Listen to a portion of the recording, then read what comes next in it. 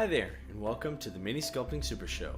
I'm your host, Tom Mason, and once again, we are going to do another Sculpting Archives. This time, it's for the year 2006. Now, I continued sculpting for Magnificent Egos, and I picked up a new client, Eastern Front Studios, which had some really cool and fun to work on character concepts. Also, Mick Leach, he's still very active in the community. He's the guy that started Eastern Front.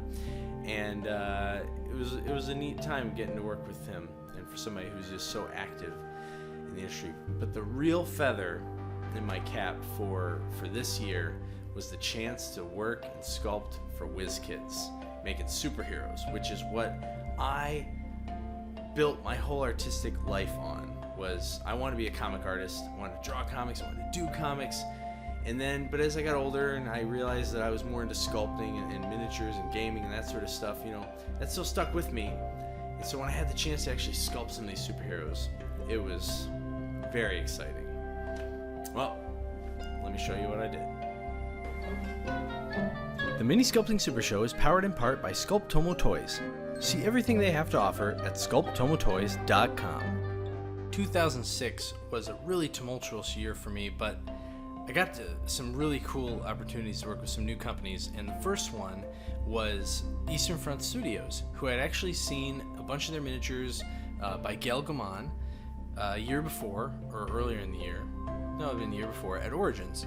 And when Mick approached me to concept and sculpt I think he was a half ogre, or like half orc, half ogre barbarian, I was like, yes, please. And this is Korg Skullsplitter. This is one of my favorite miniatures I've ever done. I love the concept. I loved drawing the concept. I loved sculpting the miniature. Everything about it was super engaging, and it's just the kind of character that I always loved and dreamed of doing. I got to do several weapon options for this guy, and there was a lot of really neat elements to this guy. Which actually is a bit of a sad point, is I think this guy was produced, but in a very limited quantity, and I didn't always get my greens back. When I worked for people, in my contract I was supposed to get my greens back, but if nothing else, I was supposed to get artist copies, and I never got artist copies for this guy, and I wanted them for years. I've looked to buy this guy, I cannot find it anywhere.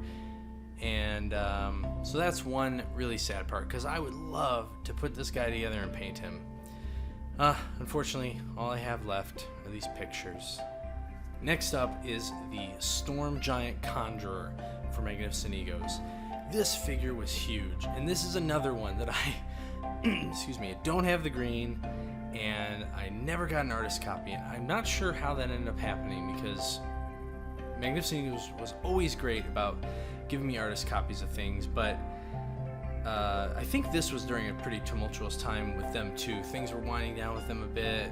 They weren't quite as structured as they used to be, but this character was super cool. It was another Jason Engel concept, and the biggest miniature I have ever sculpted, all with green stuff. I actually tried a new technique that was, I think in the long run it was good, but it was not as easy as I thought. And what it was is I bulked up the figure as quickly as possible, and then just to didn't try and smooth or anything, just to get the muscles laid in and everything. But you see how smooth and refined the skin is on it. Well, that's because after I built that all up, that understructure, I actually laid really thin sheets of green stuff over it. And so essentially that automatically smoothed out the musculature, but you still had the perfect forms and tendons and everything all worked out.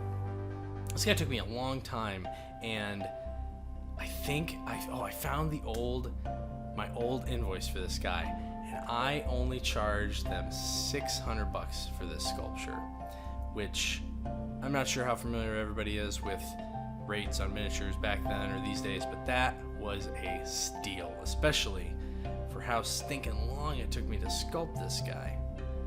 Well worth it though, and if I ever come across one in the wild, I really need to pick one up. This weird looking thing is the Yogi Slave Master. It's another strange little character for Magnificent Egos. I believe I was told this actually is a race or a creature in D&D. I was totally unfamiliar with it, but some sort of weird spider snake thing. And it was a neat little figure to do, but man, it was a challenge. Again, it had to be multi-part, at least the way I approached it. And so I had the main body as one piece, and then I had the 2 sets of legs. And I actually concepted it up that way, and that was smart, at least, that I kind of worked it out and kind of engineered it ahead of time. But it was tricky doing this, a lot trickier than it would be if I did it again today.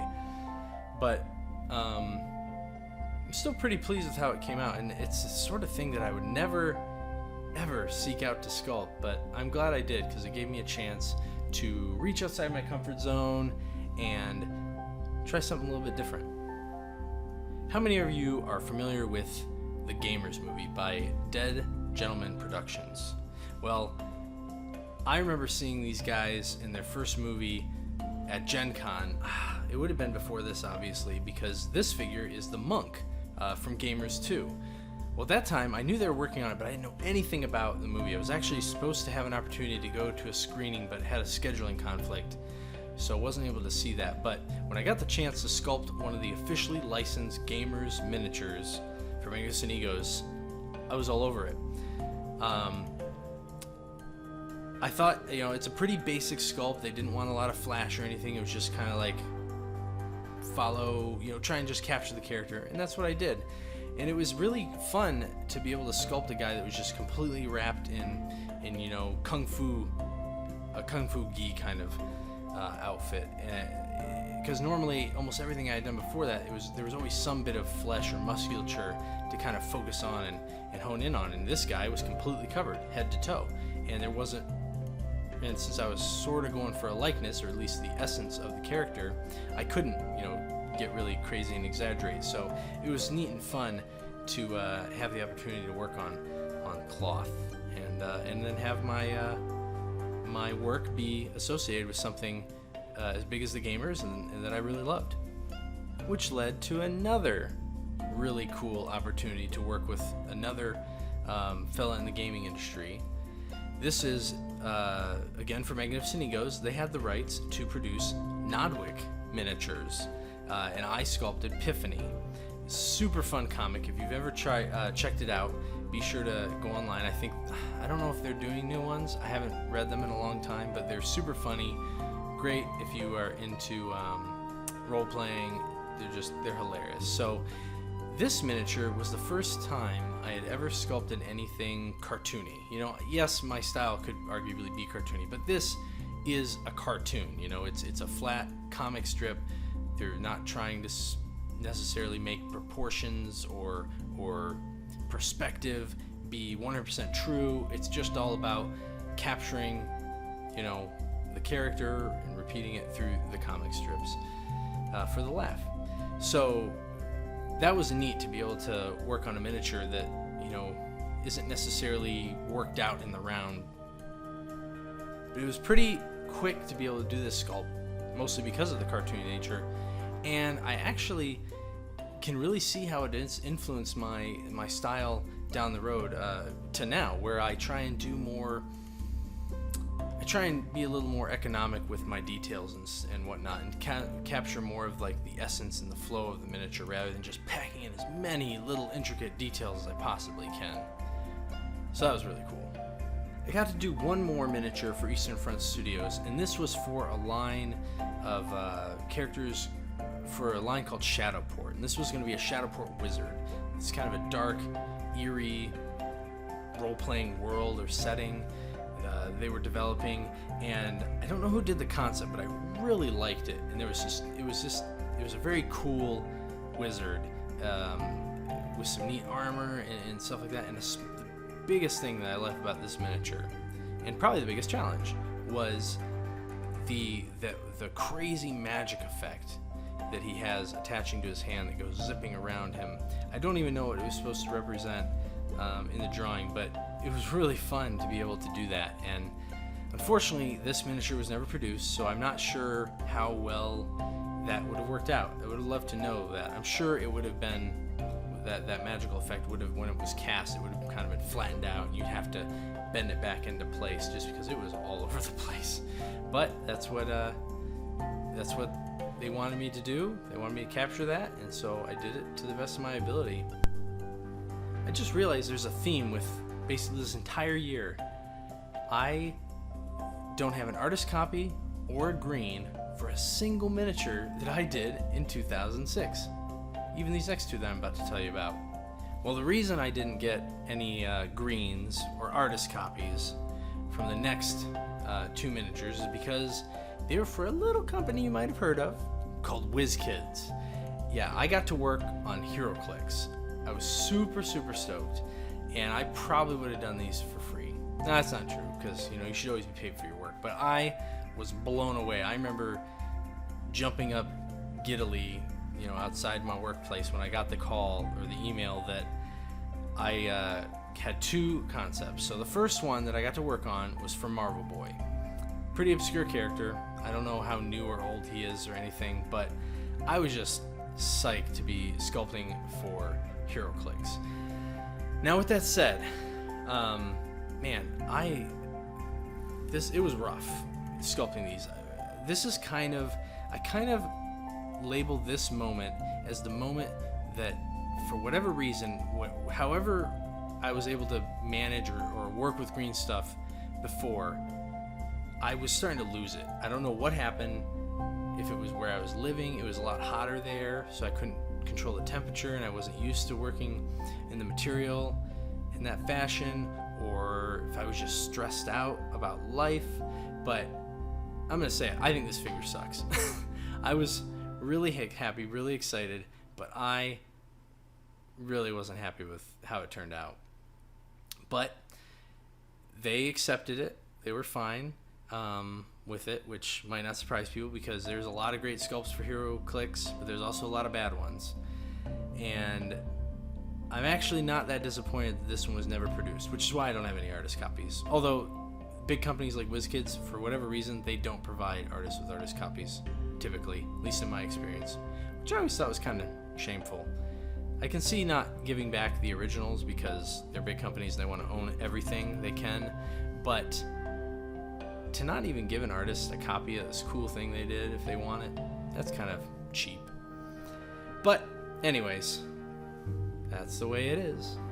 Well, my next sculpt for WizKids and the last sculpt of 2006 is the Marvel character Living Lightning.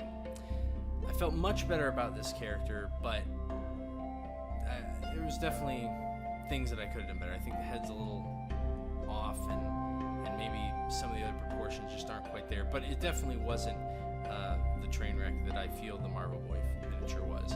Probably helped that this sculpt, or the pose and everything, was a lot more forgiving and basic.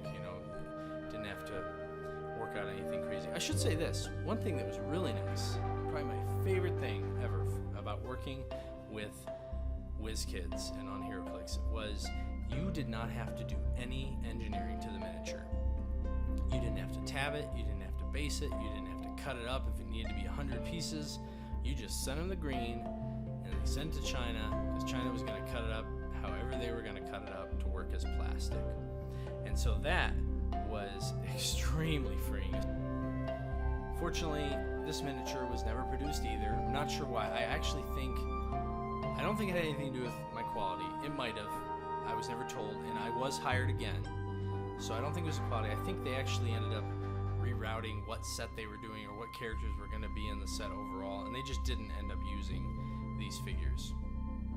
I guess I could go back and look. That'd be interesting to see if somebody else ended up doing them. But it was a really great experience, and I was incredibly excited to have my foot in the door at such a large company working with superheroes, which is what got me into art and this genre as a whole from the very beginning.